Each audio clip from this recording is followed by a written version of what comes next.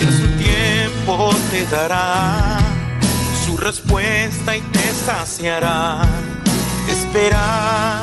Esperad en el Señor.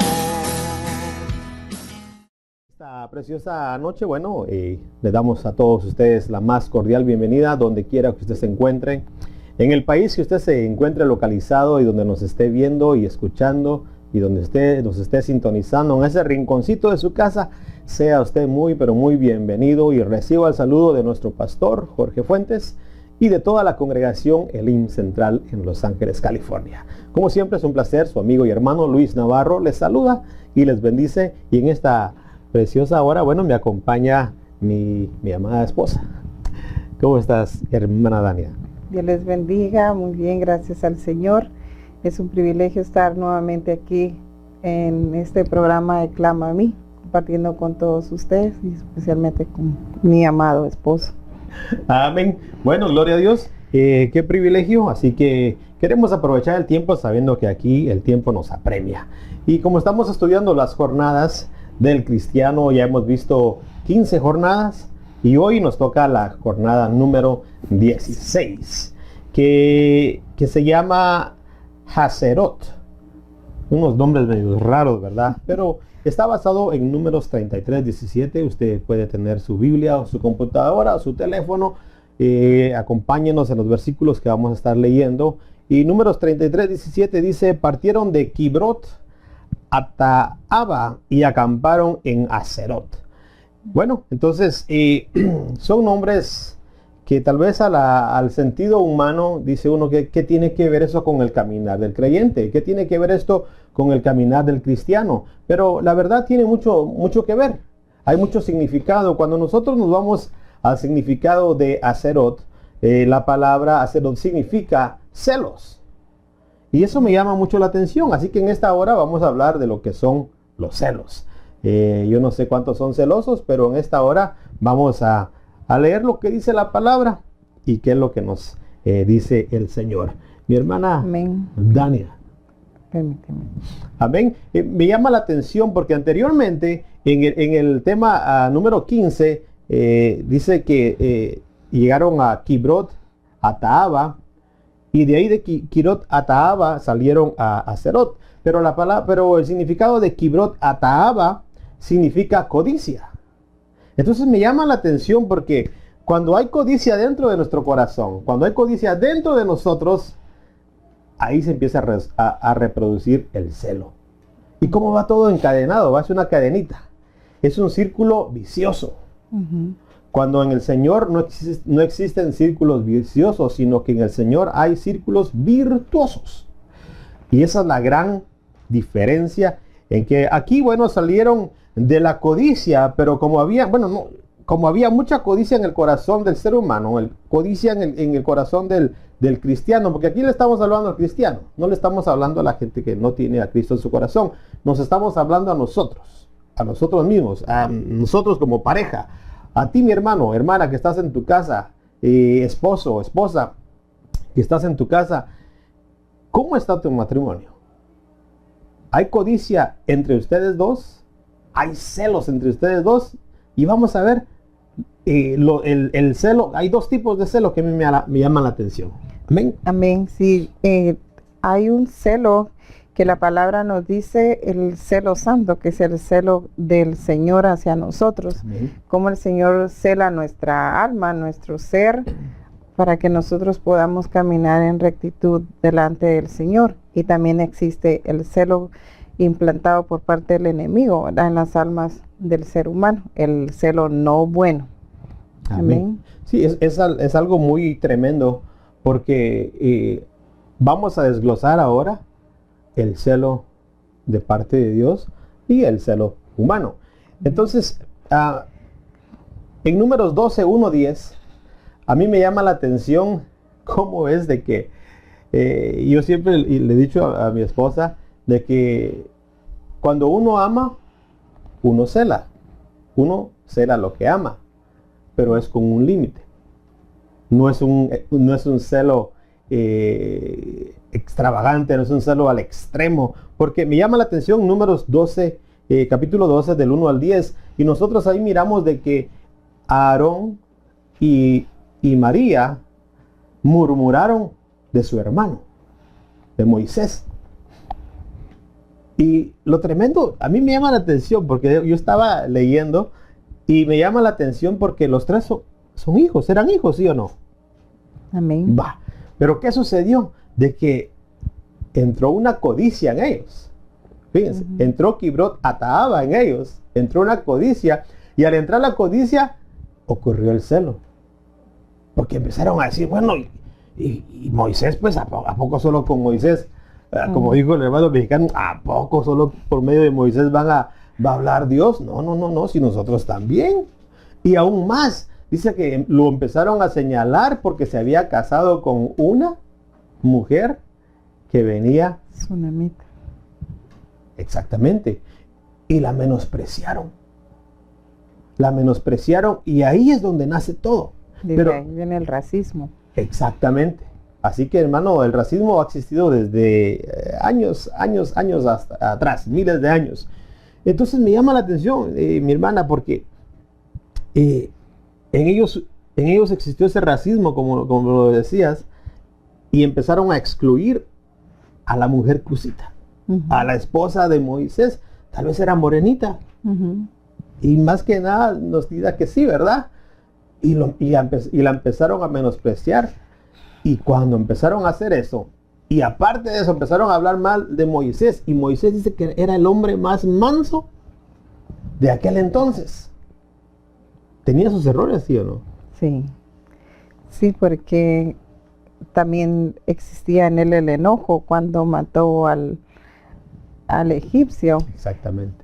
O sea, ahí nos damos cuenta de que no era perfecto, tenía sus errores, pero también era manso, es lo que dice su palabra. Era el hombre más manso de aquel entonces. Y si el hombre más manso de aquel entonces pudo matar a alguien, ¿cómo era la demás humanidad? Wow. Qué tremendo, ¿verdad? Entonces, pero me llama la atención, porque nosotros aquí miramos que estos dos personajes empezaron a murmurar de su hermano. Qué casualidad, vamos a decir, que hoy nosotros nos llamamos hermanos. Si para nosotros, si esta ley todavía estuviera vigente en nosotros, ¿cómo estuviera tu vida y cómo estuviera mi vida? Saber a cuántos hubiéramos matado. No, aparte de eso, dice que porque María, ella habló mal de Moisés, dice que le cayó lepra. Y lepra es tipo de pecado. Entonces, si esa ley estuviera aún todavía vigente, ¿cómo estuviera mucho pueblo del día de hoy? Vamos a incluirnos, porque nosotros no somos perfectos. ¿Cómo estuviéramos, hermano?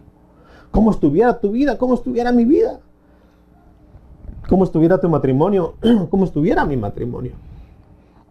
Entonces me llama la atención de que entre los mismos hermanos se empezaron a comer ellos dos. Bueno, ellos dos empezaron a comerse a Moisés, y Moisés solo calladito. Y el Señor les habla claro, dice que el Señor los citó a los tres. Y le dijo, hey muchachitos, vengan para acá, vamos a hablar. Y se presentó como una columna, la columna de humo, y les empezó a hablar. Y usted lea el Números 12.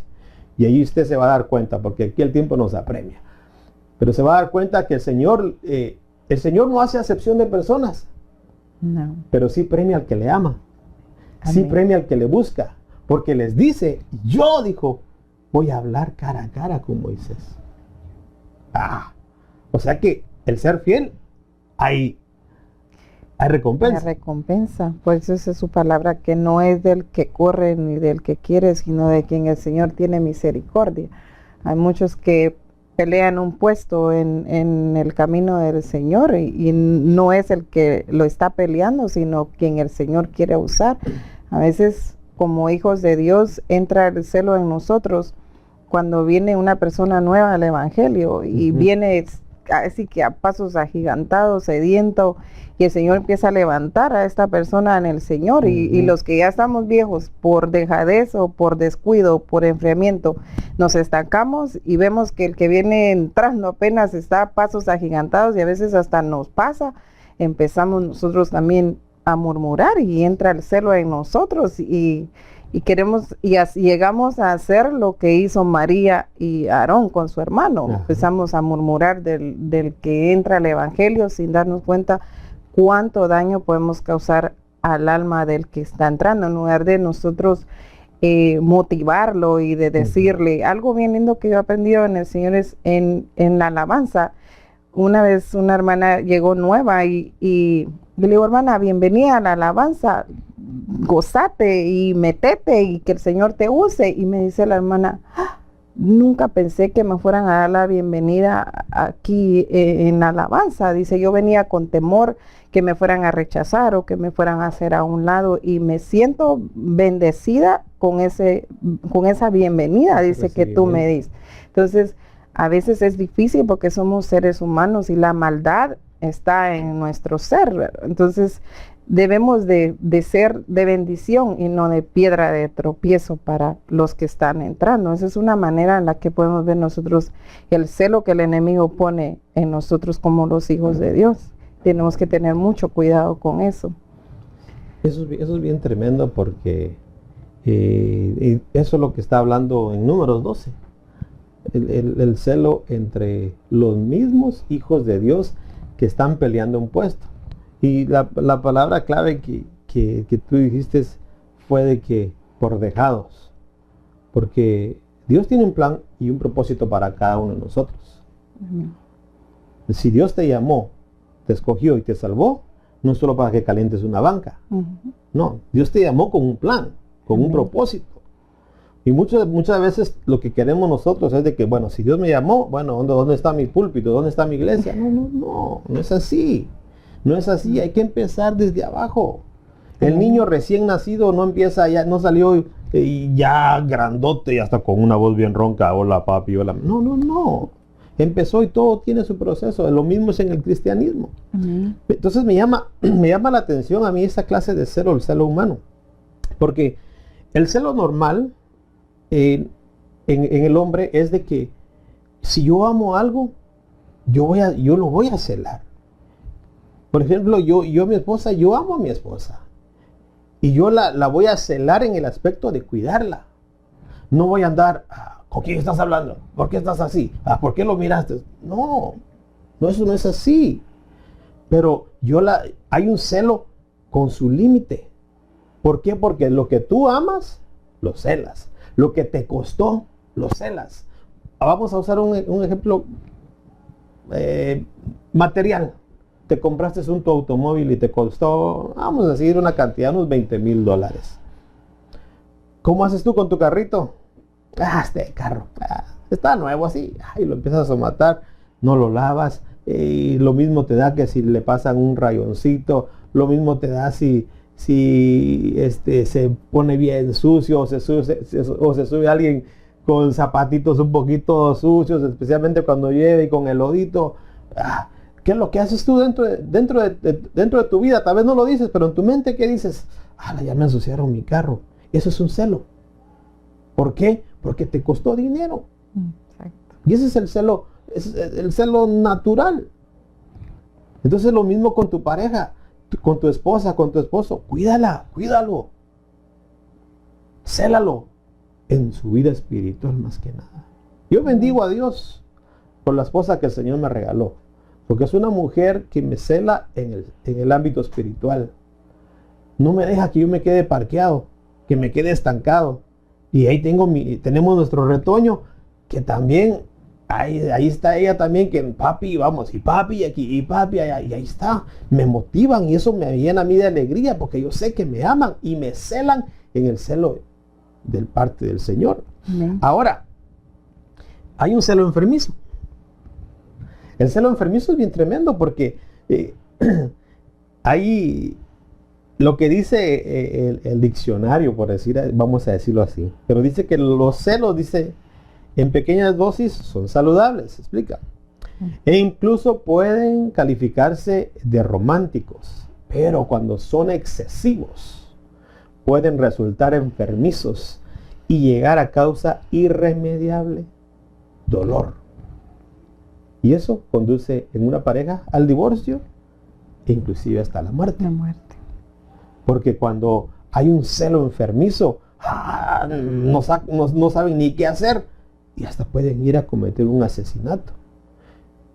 Y este celo enfermizo es la causa, el motivo y la razón por la cual hoy en día hay muchos matrimonios destruidos.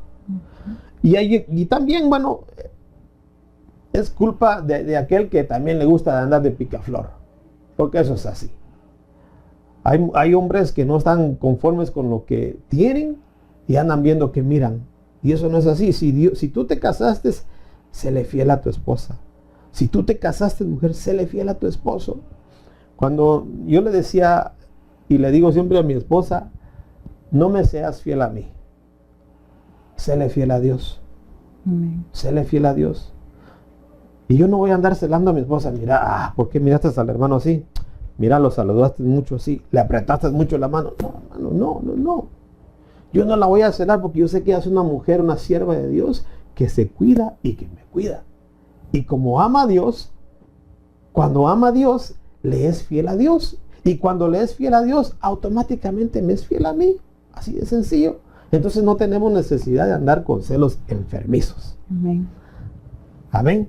¿Podemos ampliar algo ahí?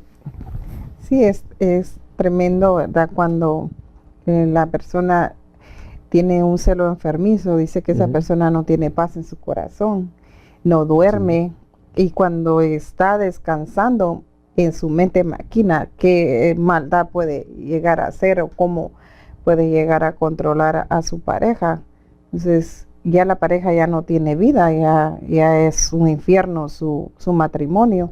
Y ahí es donde el enemigo viene a sembrar la destrucción en medio de los hogares, porque ese es el trabajo del enemigo, destruir los hogares, destruir las familias, cuando su palabra dice que nuestro Dios es un Dios de familias, es un Dios de matrimonios y de hogares. Entonces es tremendo que uno se autoexamine cómo está nuestra almita, si está en paz.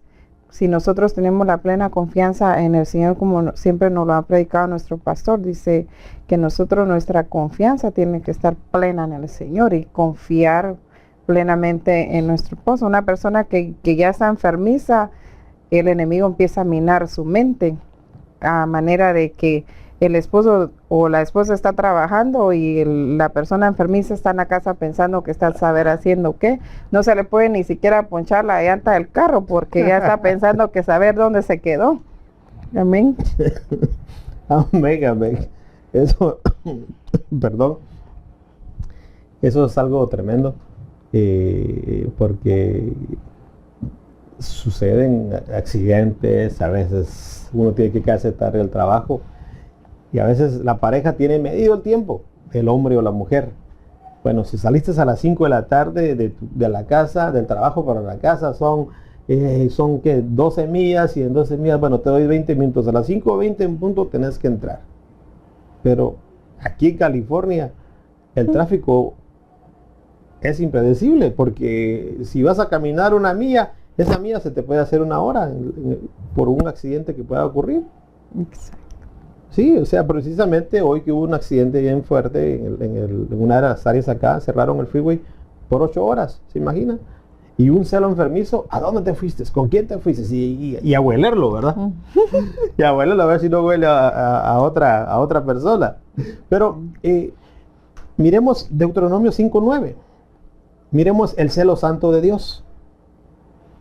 Si hablamos del celo enfermizo, ahora miremos el celo santo de Dios. Dice: no los adorarás ni los servirás, porque yo el Señor, dice, tu Dios, soy Dios celoso. Mira lo que dice la palabra, Dios celoso, que castigo la iniquidad de los padres sobre los hijos y sobre la tercera y la cuarta generación de los que me aborrecen.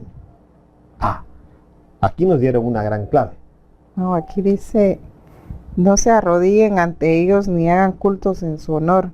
Yo soy el Dios de Israel y soy un Dios celoso. Yo castigo a los hijos, nietos y bisnietos de quienes me odian. Dice. Ahí lo explica más, por si usted no sabía cuál es la segunda, la tercera, la cuarta generación, ahí se lo puso más claro. Esa es la traducción en el lenguaje actual, para que usted no vaya a pensar que le estamos leyendo otra Biblia, ¿verdad? Yo tengo la Biblia de las Américas y mi esposa está leyendo la Biblia de la traducción al lenguaje actual. Pero entonces aquí nosotros miramos de que dice que no adorarás ni los servirás. ¿Y de quién está hablando? Está hablando de los ídolos, de los otros dioses con D pequeña. Tú y yo fuimos creados para alabar el nombre del Señor. Tú y yo fuimos diseñados para adorarle a Él. Y solo a Él. Porque Él nos crió. Porque Él es nuestro Padre. Él nos formó. Él tuvo cuidado de nosotros desde el vientre de nuestra madre. Antes de que estuviéramos en el vientre de nuestra madre, Él tuvo cuidado de nosotros. Y por eso el Señor dice que como es un Dios celoso, un Dios santo, Él dice, no los sirvan, no les sirvan ni se arrodillen, dice, enfrente de ellos. Porque yo soy un Dios celoso. Que castigo, dice. O sea que va a haber un castigo. Entonces, a mí me llama la atención porque ¿cuál es el castigo que podemos decir ahí? Que dice que se va a castigar a la segunda, a la tercera, hasta la cuarta generación. Entonces, ahora, si nuestros padres, va a decir este hermano, pero fíjese que mis padres no eran cristianos y pues, ¿cómo hago yo? Ahí está la administración, ahí está la liberación. Usted vaya y ministrese. Usted póstrese delante del Señor y dígale, Señor, yo renuncio a todo ancestro. Yo renuncio a todo ancestro de celo, a todo ancestro de ira. Porque a veces dice la persona, pero yo ¿por qué soy celoso si mi esposa me es fiel? Pero ¿por qué la celo? Porque a veces de la nada surgen unos celos hacia la pareja. Y uno dice, ¿pero por qué? Y a través de la esposa le dice, ¿pero por qué me celas si yo ni salgo ni de mi casa? Ancestros. Y esos ancestros son los que tenemos que romper y renunciar. Amén. Sí, a veces son áreas fuertes en el alma de uno que uno no sabe ni de dónde vienen y están ahí arraigadas hasta que el Señor, primero que nosotros tenemos que poner de nuestra parte y doblegar nuestra alma delante del Señor, porque podemos ir a ministrarnos un montón de veces y no salir libres, ¿verdad? Porque no queremos entregarle las áreas al Señor. Entonces, si sabemos que el área del celo está en nuestra alma y no hay ningún motivo ni ninguna razón, como dijo mi pastor, hay gato en cautiverio ahí, un felino en cautiverio, que tenemos que ponerlo a los pies del Señor y decir, Señor, esto no me pertenece, no es mío, de donde venga yo renuncio y lo echo fuera y me declaro libre en el nombre de Jesús. ¿Sabes, amigo, hermano que nos ves y nos escuchas? Vamos a usar un ejemplo para que podamos entender tal vez un poquito mejor. Cuando estas áreas no nos pertenecen a nosotros como hijos de Dios, los celos no nos pertenecen. Cuando a ti te sale algo en tu cuerpo que no te pertenece, ¿qué es lo que haces tú? Ay, qué bonito. Vamos a usar un ejemplo. Te salió un barro. Le salió un barro a la hermana. ¿Qué hace la hermana con el barro? Ay, qué bonito mi barro. Mira cómo me miro más cachetona porque se me puso bien grande. Qué bonito. Y lo cuida. ¿A que no? No. Ya lo que hace es empieza a ver qué se pone para empezar a quitárselo y que se desaparezca de su cuerpo. Así tenemos que hacer nosotros en lo espiritual. Así tenemos que empezar a rechazar lo que no le pertenece a nuestro cuerpo. Porque Dios es un Dios celoso y santo. Dice que Deuteronomios 4:24 dice que porque el Señor tu Dios es fuego consumidor, un Dios celoso. Entonces ese fuego consumidor es el que te va a limpiar de toda impureza si tú te dejas, si yo me dejo. Ese barro que nos pudo salir, el fuego consumidor de parte de Dios va a consumir ese celo que puede haber dentro de tu corazón, esa envidia, ese enojo que puede haber dentro de ti. El fuego consumidor de Dios lo consume, lo hace nada, porque Él es un Dios celoso y quiere que tú te portes bien y que te vaya bien. Amén. Si el Señor cela nuestra vida, nuestra alma, todo nuestro ser, nosotros tenemos que poner en nuestra parte para podernos limpiar y renunciar a todo lo que no nos corresponde y no nos pertenece y no es parte de nuestra vida espiritual. Amén. Amén. Es algo bien lindo, mis hermanos, y aquí el tiempo nos está premiando y ya nos están tocando la campana, ¿verdad? Así que aprendamos nosotros, mis hermanos, a renunciar a todo celo, a toda aquella área que de repente empiece a fluir de ti, que digas tú, pues ¿y de dónde? Tal vez tú estás contento, tú estás alegre, tú estás feliz y de repente te entra un enojo y dices tú, ¿y eso de dónde? ¿Y por qué? Hay que estudiarnos. ¿Por qué es que sale eso? Esos son los celos que el Señor, esas son las áreas que el Señor quiere limpiarnos a nosotros. Dice Ezequiel 39:25, dice, para ya concluir, por tanto así dice el Señor Dios, ahora restauraré el bienestar de Jacob y tendré misericordia de toda la casa de Israel y me mostraré celoso de mi santo nombre. Dios te va a restaurar, pero primero tienes que ser Israel espiritual, el pueblo de Dios. Primero tienes que, si eres todavía Jacob, saca ese Jacob y que entre el Israel en tu vida, para que el Señor te pueda limpiar y restaurar. Amén. Así que en esta hora, si usted está en su casita, mi hermano, quiere hacer una oración con nosotros, pero me gustaría orar por aquellos que quieren aceptar al Señor, que se quieren reconciliar con el Señor. Es una buena noche para que tú puedas hacerlo en esta hora. ¿Podemos orar? Amén. Hacer la oración de fe, mi hermana Dania, por favor. Amén. Amado, que estás ahí, que no conoces al Señor, repite esta oración. Dile, Señor Jesús, reconozco que soy un pecador. Me arrepiento, Señor, de mis pecados. Entra a mi corazón. Yo te recibo como mi único y suficiente Salvador. Escribe mi nombre en el libro de la vida, Señor. En el nombre de Jesús. Amén. Amén. Si tú hiciste esa oración, bienvenido a la familia de Dios. Que el Señor te bendiga, que el Señor te guarde y será hasta la próxima. Bendiciones. Cantamos gloria, cantamos gloria, elevamos nuestra alabanza a quien nos amó. Cantamos gloria, cantamos gloria, celebramos a la roca eterna de nuestra salvación.